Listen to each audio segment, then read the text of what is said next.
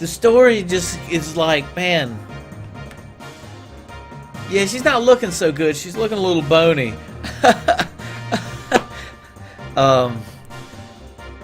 But man, the story in this thing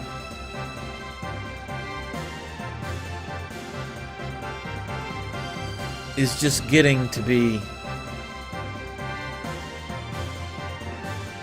insane.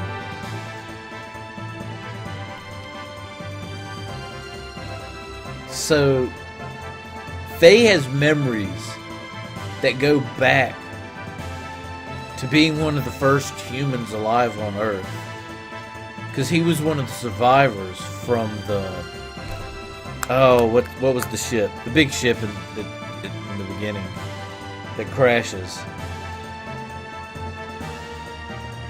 This is getting to be ridiculous. So if we destroy that Zohar thing, everything will be over, right?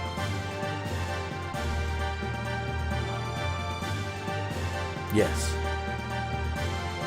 Yeah, the sole survivor from the Eldritch. So that means he's got memories that go back throughout all of humanity's existence. Crap. Give me just 1 second. I need to go turn the oven off.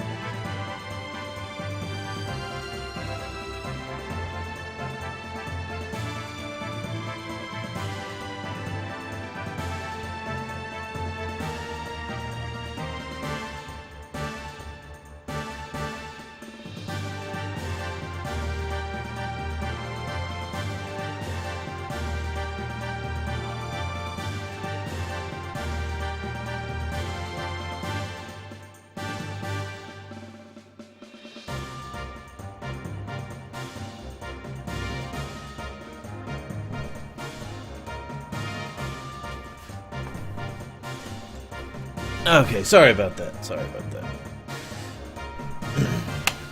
Yeah, so he was the sole survivor from the Eldritch. He's seen everything humanity's ever done.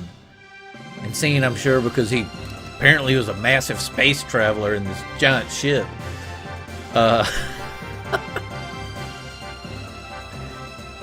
Apparently seen a lot of other stuff, probably way crazier than anything he's seen on Earth.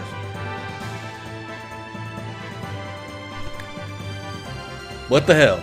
Okay, anyway. Yes. The source of our ether powers, and the source of power for the generations that make our gears work.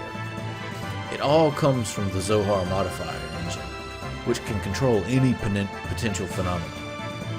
If we destroy it, Deus and the Seraph Angels will all be active. Will all be deactivated.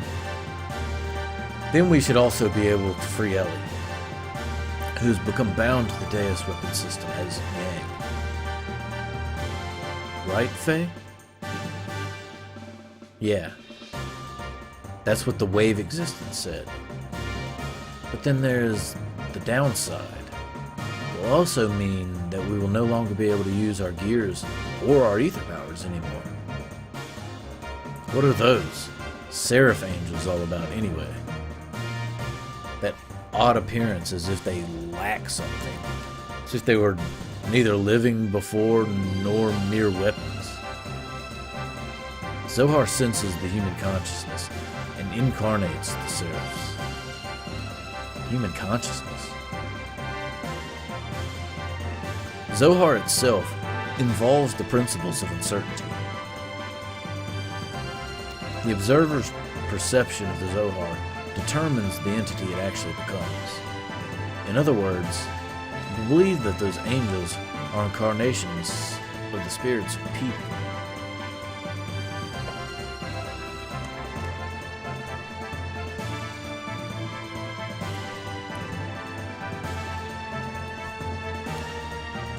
People who have been absorbed by Deus to become parts of it. So, what merit is there for them to gain in eliminating all of civilization? Is it some kind of hatred for those humans who have survived? Of course not. Those people who were created and assimilated as parts for the Deus would not have such intentions. Oh, give me just a second. I have a visitor.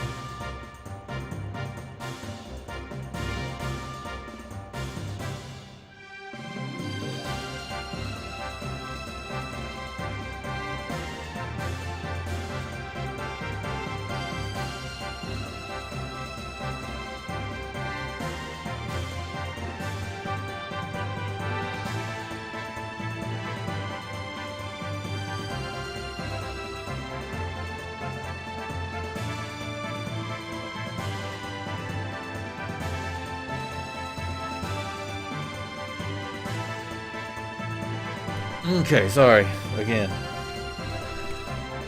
To get back to it. Buddy of mine stopped by briefly. I had to get back to this. Anyway, those people who were created and assimilated as parts for the Deus would not have such intentions. Try to remember what Ellie, when she became Yang, said. The creations of God will someday be a hindrance. That is why they must be eliminated. Yeah. That's why Merkava is being used to begin the destruction. The Deus is not following its programming of exterminating all of civilization. The Seraphs, which are terminal interface weapons of Deus, are using their bodies composed of nanomachines to absorb massive numbers of people, regardless of whether they are dead or alive. It is not discriminating between the mutant and the non-mutant people. This is highly peculiar. The fact that the people who are meant to be destroyed are being taken in as well. That is the absolute opposite of what it's supposed to be doing. Maybe there aren't enough parts. That is unlikely. Aside from those bodies that were destined to be parts for it, Deus, who has already acquired abilities of the nanomachines, can just use any material to construct this body. It is obvious it has other intentions in mind.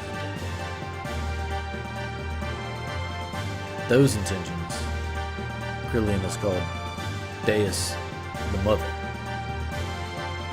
If God is the Mother, then those motives are coming from the Great Mother, impeding the growth of its child, enveloping it, to bring the child back to the womb, to become one with it. That is its motive. Such a program does not exist within its design though. It was probably given this unique will by someone, either from Ellie, who is merged with the Deus, or we're talking about such a random, like, abstract, obscure, like, ideas and, like, fantastical, like, merges and relations and all this shit. It gets hard, like, I sometimes have to stop and, like, reread sentences because I'm not sure if, like, is this what I'm really supposed to be saying? Or I say the wrong thing because it just, you're discussing things that are so abnormal. Either way, it doesn't change the fact that we have to fight. Regardless of what their intentions are, the problem is how we're supposed to deal with them. Think we can do it in our current state? This secret battleship, Excalibur, will also take part in the final battle. Additionally, the military potential of all the surface forces will assemble here. Even if we can put together a massive force, we still have the problem with the main armament on the Merkava. We need to know how to take that out. As long as we don't do that, Merkava's ultra-long-range cannon has the ability to vaporize any substance. On top of that, they have a barrier around their perimeter that nullifies all attacks. We've fought against the Merkava many times to try and stop its onslaught. However, we cannot even get close. Hence, we have to withdraw every time.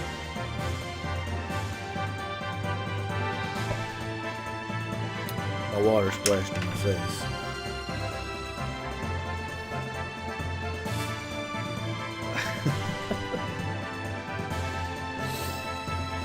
I think someone up my nose.